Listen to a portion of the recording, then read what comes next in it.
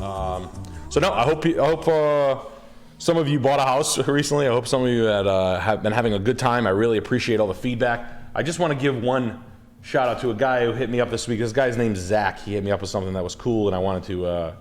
I liked what he said to me. It made me feel. Yeah, that's a nice guy. He said, "Hey man, just want to let you know that I lied my way into a dealership. I went from shoveling asphalt 13 hours a day to having my own office.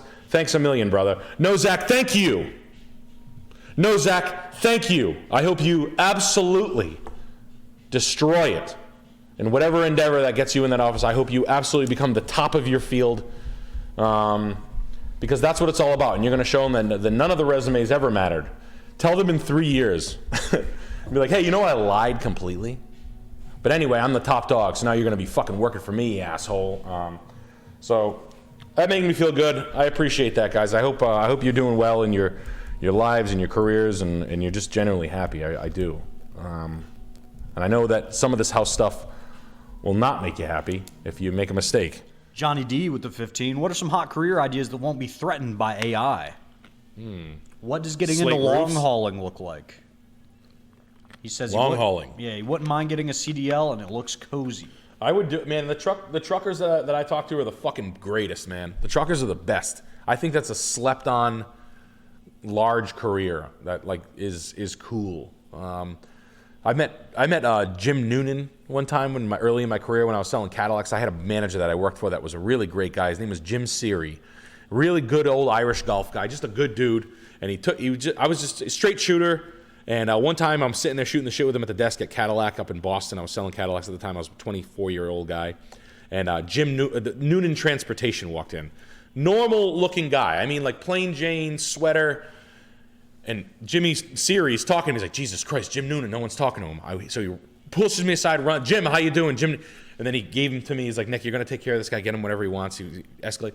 The guy had more money than fucking God. He had $1 billion worth of trucking gear, and he was the most down-to-earth, straight shooter, sweetest guy, and not a fucking prick at all. Trucking's cool, man. Trucking is like slept on hard. So he says, Nick, I currently work at Home Depot. It blows, but I want to get into the trucking industry as a mechanic. The college I want will get me trained and have a paid internship. This will cost about $11K after the tuition. Please refund. I'm very broke at the moment. Well, why'd you send 50? Hell yeah, man. Do that. Okay, so just here's a tip. Those schools, those mechanic schools, my Mercedes dealership would fucking hunt them. They would go there and hunt the children with fucking bow and arrows. And they would take every single graduate auto job, auto kid with job, 20-year-old kids making $100,000 all the time. I saw it with my own eyes. Trucking, same thing. You cannot get mechanics. Get your ass in that school. You'll be making mad money. Don't listen to anyone. Do exactly that. That is the move, I promise. Bertle with the 15 says, hey, Nick, I own a small painting business, and I was curious if you had any ideas on getting work from realtors or anyone in a similar space. I'm loving the stream. Keep it up, gentlemen. You don't want realtors, man. Realtors are the fucking worst. I say it all the time. For any of you realtors out there, fuck you and suck my fucking dick, you piece of shit. That's just the truth, and I mean it. All you realtors can fucking pour gas on yourself and fucking burn alive. You can fucking choke on your fucking Cheez-Its, and you can fucking rim the raccoon. I don't give a fuck about it. You don't want to fuck with realtors. They're fucking strokes.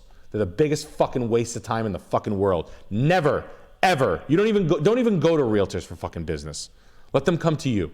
Who you want is, you want to work with, go to the nicest hardware store that sells the best lumber in bulk. That's the matrix. Best lumber, bulk. Go there. That's where you're going to find all your work. Those guys work on projects. You'll find people that are naturally just spending money on their house all the time. People that are trying to improve their large properties all the time. They need painters around. That's who you want to find your work from. Not some fucking dipshit realtor that's going to, you can give me a quote. Yeah, fuck you. Last one here from James McKilligan before we get back into it. Been looking into buying a classic car for fun and as a project, but I think I should buy a 1-ton tow truck and a classic garden tractor and some implements because they seem more useful long term. Thoughts? Yeah, you should. Be right back. You should, dude. You're gonna buy yeah, and don't even buy an old tractor. Just buy a new piece of construction equipment and just start making money with it. Yes, do that. Buy a tractor and some toys and some tools. You can rent that shit out forever. Do that. Don't get cars. Cars give you no satisfaction. I promise, guys. That one ride that you go to Cars and Coffee with isn't worth it. And Cars and Coffee fucking sucks. I've been 5 times. I hate it every fucking time I go. I realize I'm just talking to some fucking loser. Someone who's like, why are you here? Why aren't you with your wife? Because your wife said, get out of the house, Glenn. Get it? Oh, yeah, you can take your Alfa Romeo to the show. Just fine. Just go. Selfish fucking self-centered fucking hobby. I hate them so much. I can't stand them. Don't buy it. Buy construction equipment. You can do some work in it. It'll be cool.